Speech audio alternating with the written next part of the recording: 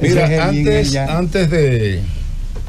decía hace rato que sería bueno tener como una pequeña, porque el tema es muy complejo, tiene muchas aristas y demás, y a mí incluso, a pesar de haber hecho las notas, también se me hace difícil. O sea que de alguna manera voy a empezar al revés de lo que tenía planteado. Hay un documental de HBO que se llama sobre el estrés postraumático. Estoy diciendo esto porque veo un ambiente muy belicista en este foro, de mucha justificación de la guerra. Entonces, en ese documental se ve, es sobre la vida de varios soldados jóvenes norteamericanos que fueron a la guerra de Irak. Osvaldo, nos están imponiendo una guerra. Bien. Eso fue ¿cómo se llama? Cuando le meten el pie a uno. Un roletazo.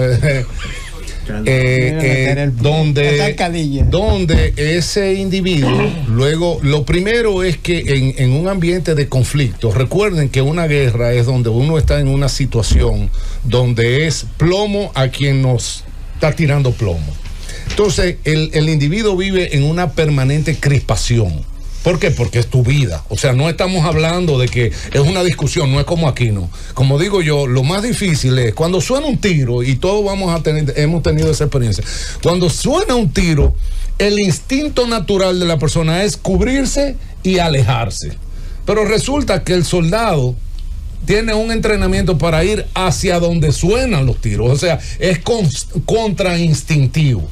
¿Sí? Entonces, ¿qué resulta? Que cuando ese individuo se mantiene permanentemente en esa situación, por semanas, por meses, en un estado de nervio tal, y obviamente cuando viene la confrontación, porque después te dicen, no, tú tienes que ser, la palabrita que usamos aquí, racional. Pero racional, ¿cómo? Cuando está tu vida en peligro, entonces suceden 1000 cosas, 1000 atrocidades.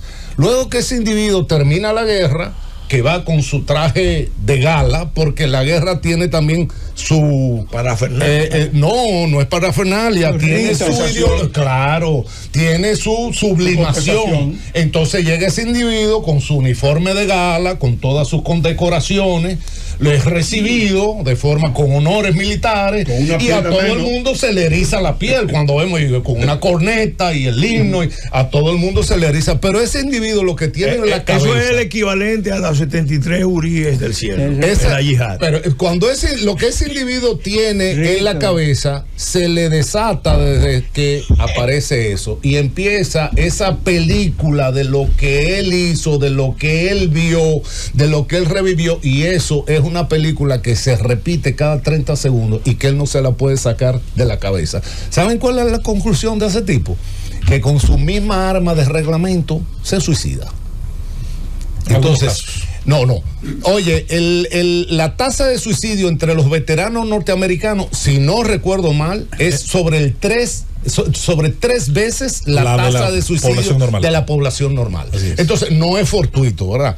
Entonces, digo eso de pasada nada más, porque como veo este ambiente tan probélico, lo otro es que hay una... Está bien, John Lennon. Es casi... Bueno, lamentablemente, porque Manuel, lo que pasa es que Manuel es muy maniqueo. O sea, la cosa maniqueo. Pero espérame, tranquilo, que vamos para allá. Lamentablemente, la realidad del hombre es compleja y no es unipolar. O sea, nosotros somos pendulares. La realidad es precaria y nosotros quisiéramos tener soluciones de un solo lado, pero no la tenemos. Al final vamos a acabar en la necesidad de nosotros tener, poder defendernos de las posibles agresiones del exterior. Y todo el mundo vamos a estar de acuerdo en eso, pero vamos a ver lo que eso conlleva. Si realmente al final de cuentas se trata de defendernos de los demás o de nosotros tener una capacidad de fuerza tan grande que los demás no se atrevan ni a darnos el saludo, como sucede en el boxeo, o como sucede cuando estábamos chiquitos en el colegio, que había un tipo que era tan bélico y era tan violento, que ¿qué es lo que hacían los demás? Porque se le iban por el lado. ¿Cuál es la capacidad de respuesta de la República Dominicana ante una agresión de los Estados Unidos. Pero nosotros estamos preparándonos para una respuesta. Pero vamos a llegar ahí. El otro elemento es de una economista, Joan Robinson, Joan Robinson, no muy conocida, pero que dijo una frase, brillante. Dijo una frase una vez, y tratando sobre el tema de las expectativas, y que le decía que a los economistas y en general a los intelectuales se les olvida que el tiempo corre en una única dirección. Hay veces que nosotros cometemos un error y decimos, bueno, si nosotros si yo volviera a nacer, no, es que el pasado ya no tiene remedio. El pasado no tiene remedio. Ya eso es contrafactual. Exactamente. Entonces, los errores no se enmiendan hacia el pasado, los errores no se vuelven a cometer. Pero el error que sucedió, ya eso es en la sabiduría de mi región se dice, después del palo dado, ni Dios lo quita. Perfecto. Entonces, ¿qué quiere decir con eso? Que ahora entonces hay algunas personas que dicen, no, lo que nosotros tenemos es que erradicar lo malo que nosotros tenemos en nuestra sociedad. ¿Y cómo?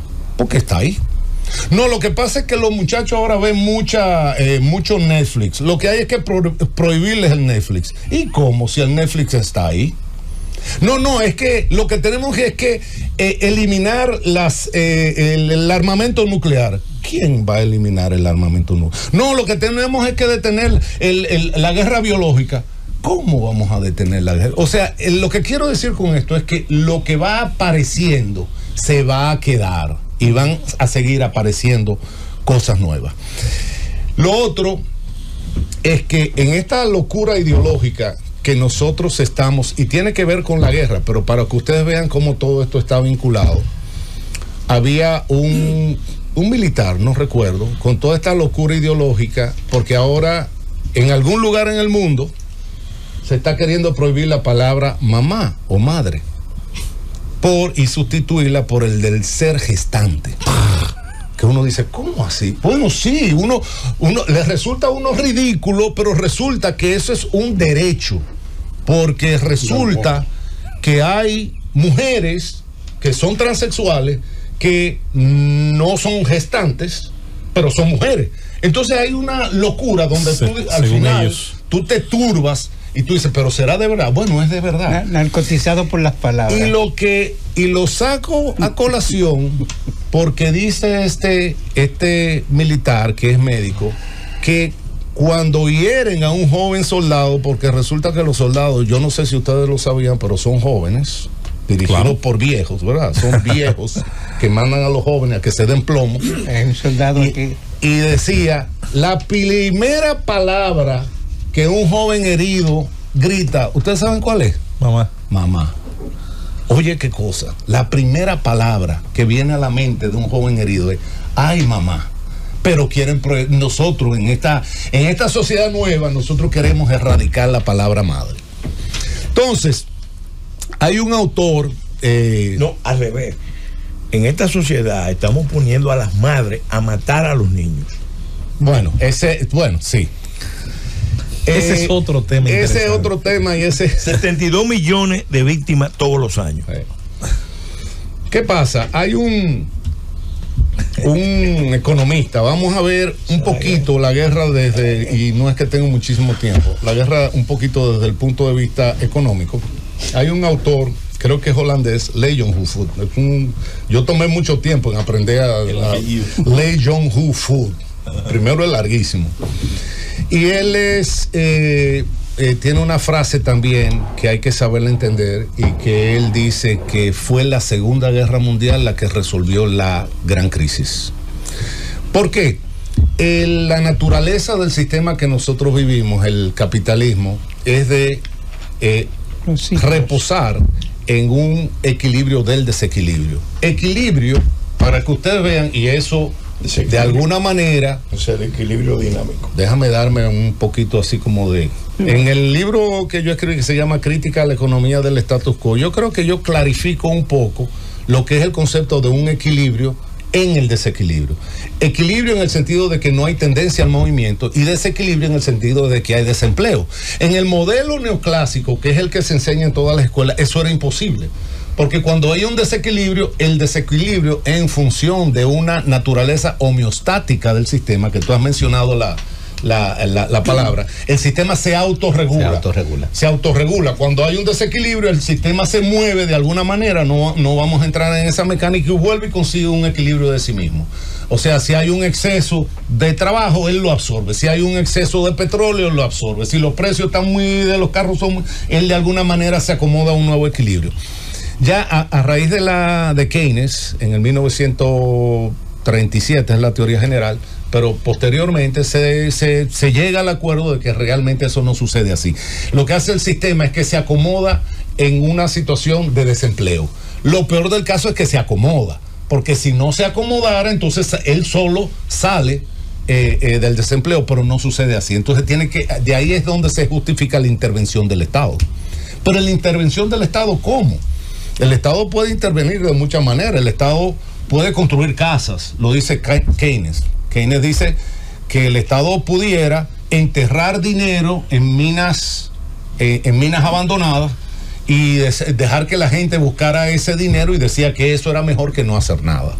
Obviamente el Estado puede hacer muchas cosas, ha hecho muchas cosas buenas y malas, y de ahí vienen los grandes excesos del Estado paternalista, del Estado populista, del Estado regulador y demás, que no vamos a entrar en eso ahora. Pero la mejor manera es conseguir un concepto que sea de un gasto muy voluminoso, que tenga justificación y que sea de consumo obligatorio por la sociedad, y eso se llama guerra.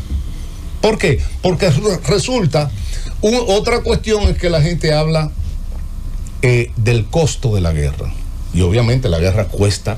El otro día vi el costo de la Segunda Guerra Mundial y no hay números para expresarlo, y eso que solamente estamos hablando en armamento. Por ejemplo, ¿cómo le ponemos un número al costo de una muerte? ¿Cómo le ponemos números al costo de un individuo que quedó lisiado, o un individuo que quedó permanentemente herido, que quedó trastornado? O sea, esos son costos que no se acaban. Pero bueno, solamente hablaba del armamento, y es una cuestión extremadamente voluminosa. ¿Quién paga esa guerra? Pues lo paga la sociedad. Entonces la sociedad, es decir, la guerra no es gratuita. La humanidad.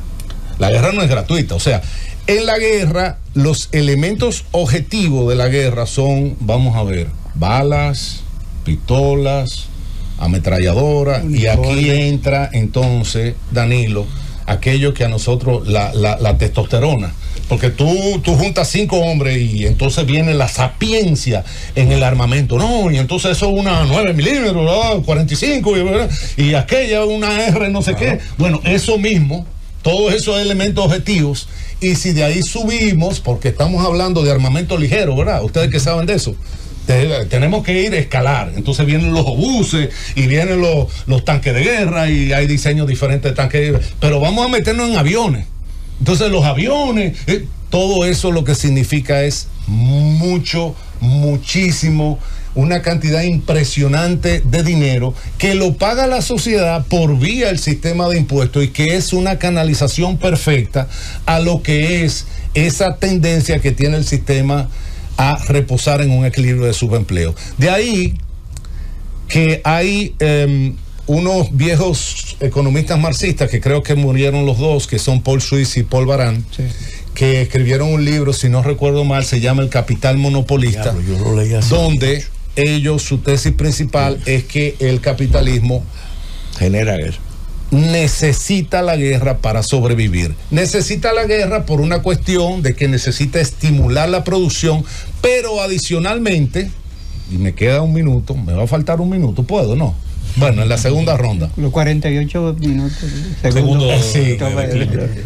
Va a dejar el minuto para producir, pero hay otro elemento que en la guerra, y lo decía cuando estaba tratando de provocar al principio, nosotros tenemos que ir localizando cuáles son los focos de interés de las potencias.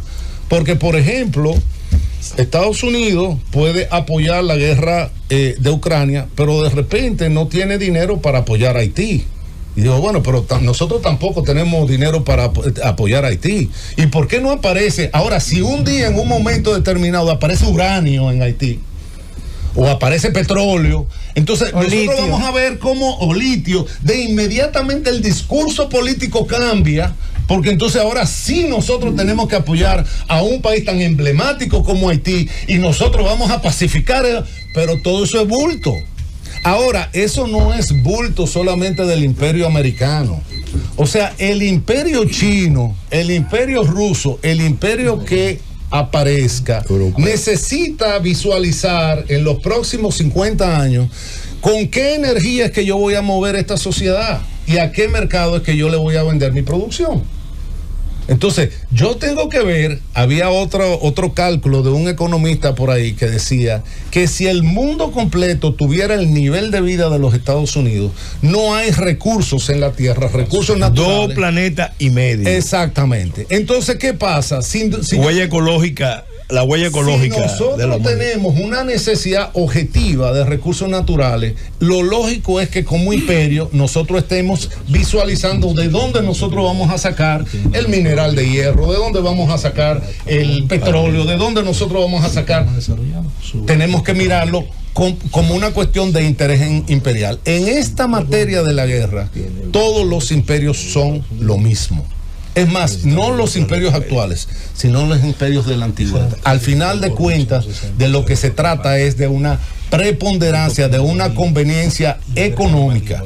Y en ese sentido, lo que hay es que verlo con racionalidad, como diría Arsenio, y no dejarnos llevar por lo que son los mitos o las leyendas de guerra, que obviamente residen en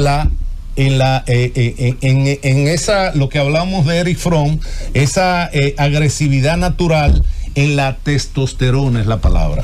O sea, al final de cuentas la guerra se descansa sobre la testosterona, pero el fondo es un fondo de conveniencia económica.